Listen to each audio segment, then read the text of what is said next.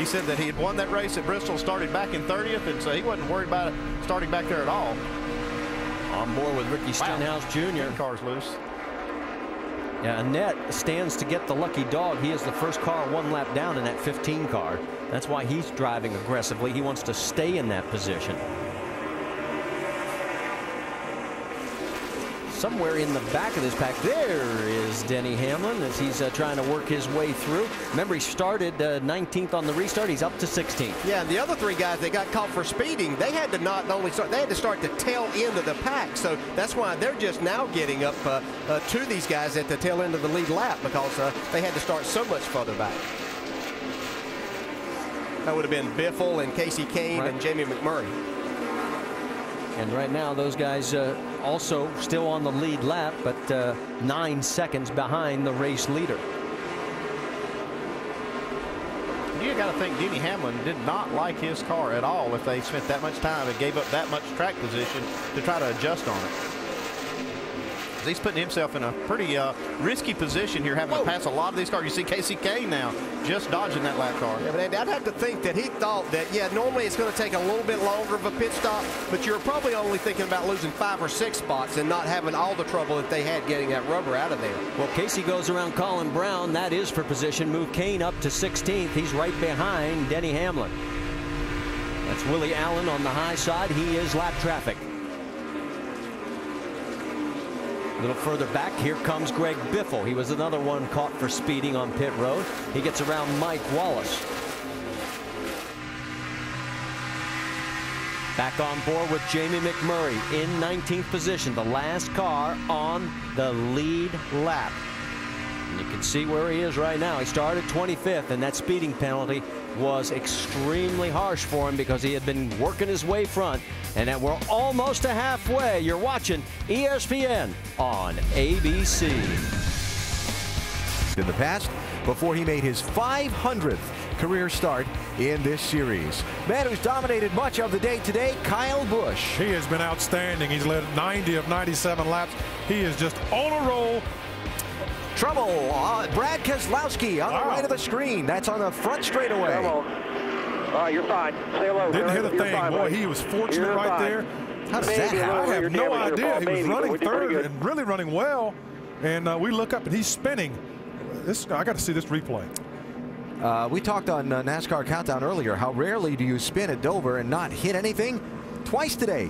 Somebody spun and not hit anything. Dave, what happened? Alan, other drivers commenting they thought the 22 had, quote, something going on. And then they thought maybe the car was just way loose, but perhaps he had a right front tire going down. Here he is losing it off the corner right in front of Clint Boyer.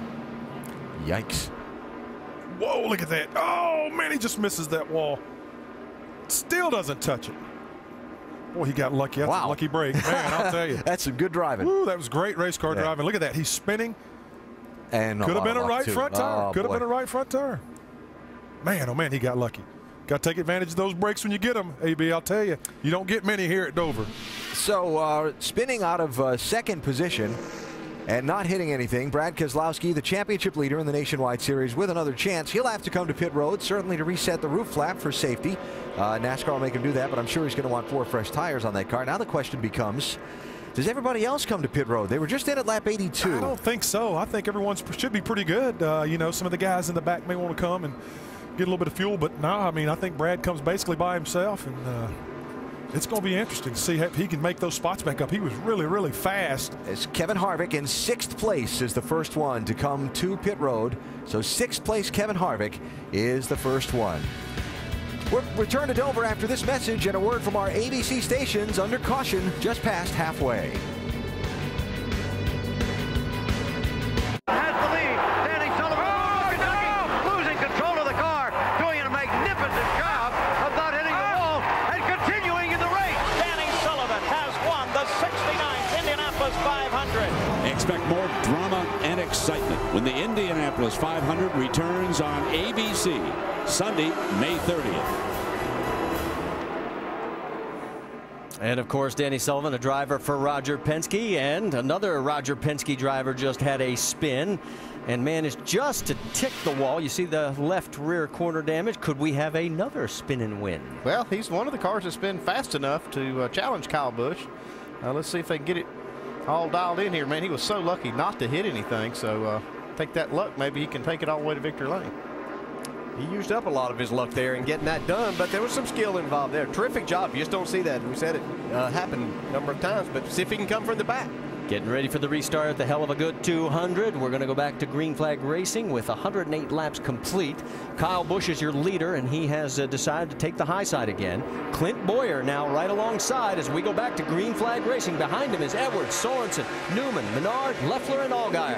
And man, is he good on these restarts. He's gone.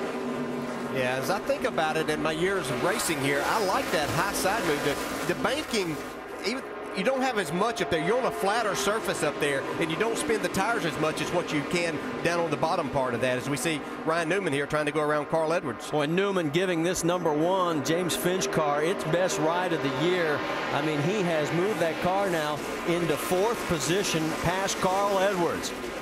Got a little extra horsepower. He's got all his dogs on the hood there.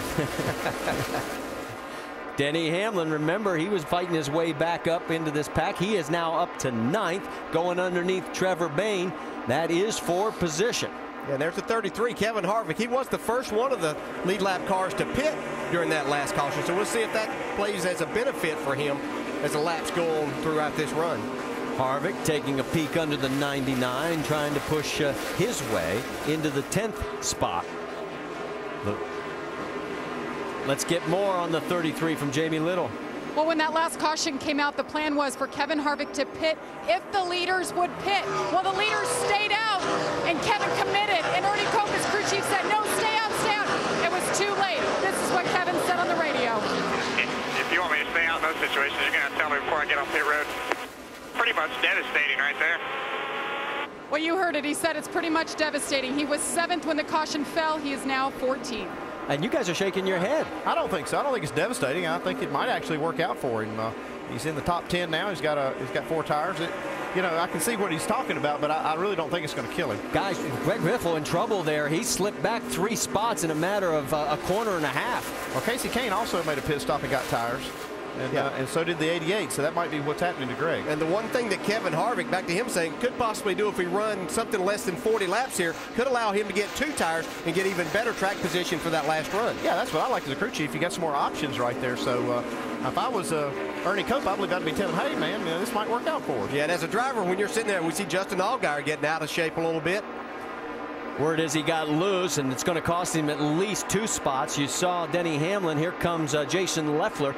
Leffler coming off his season best 5th last week at Darlington. Let's take another look at it. See right here, you're pretty much in the power right there, but you're having to turn just a little bit, and as he went to turn the car, that kicked the back end out. Generally see that probably takes a little bit of time. Maybe the air pressure's not totally built up in these tires. That drops Allgaier back to 9th. Look at the gap that he has opened up. Kyle Busch leads Clint Boyer by 1.2 seconds, and I got to tell you guys, you at the beginning of the race, we talked about the fact there have been 7 different winners in 7 years here at this spring race, and I asked you each to pick a guy who you thought could do it today. You picked Kyle Busch, Andy, and you picked the guy in 2nd place. Yeah, and that's only because I wasn't up here and he could pick first, or I'd have picked Kyle Busch. And yeah, mine was a no-brainer. But I mean, I think we kind of knew that coming in. These 2 guys had really good practice sessions yesterday, and you know, as far as Kyle Busch goes, anybody would have, could have done that because he has been dominant here. He just hasn't gotten to victory lane in this spring race. Biggest mover since the last restart. You're looking at him, Denny Hamlin. He's picked up 6 spots. Jamie McMurray and Casey Kane with 4 apiece. All right, let's check in on the 22. Brad Keselowski is still running in 19th. There's only 20 cars on the lead lap. Dave Burns, what's the story? Paul Wolf had a good look at those damaged tires. Do you and Brad believe he had a tire going down? Well, it's hard to say because the front tires were both flat spotted, and so there was no air left in them to check to see if we have one going down. I believe we must have had a tire going down though. That last run we made no adjustments, just put a set of tires on it, and all of a sudden went to loose. So hard to say. Ruby Tuesday Dodge has been strong all day, and we feel like we can rebound from this. So we'll just keep working hard, and just got to say thanks to all the guys back at the shop that work on this car all week because we don't get a chance to thank them enough. But for all their hard work and giving us cars, it's good. No real damage on the car, just a tape patch on that